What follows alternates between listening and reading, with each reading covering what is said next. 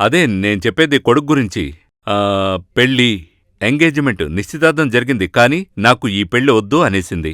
మొత్తానికి ఆ 2 పెళ్ళిళ్ళు చెడిపోయాయి.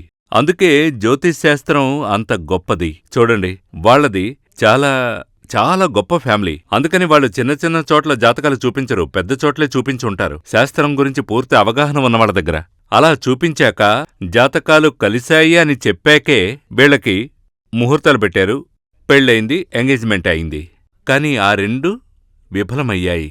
అందుకే జ్యోతిష్ శాస్త్రం తెలిస్తే మాత్రం సరిపోదు, అనుభవం కూడా ఉండాలి, దానికి మించి దైవకృప కూడా ఉండాలి. అప్పుడే శాస్త్రం ప్రకారం అందులో ఏం రాసుందనేది మనం చెప్పగలుగుతాం. అది విషయం. అంటే వైద్యం చేసే డాక్టర్లు చాలామంది ఉంటారు, కాని హస్తవాసి గల డాక్టర్స్ ఒకరిద్దరే ఉంటారు అని అంటుంటారు కదా. మరి దీని అర్థం ఏంటంటే దైవకృప గలవారు, అదే హస్తవాసి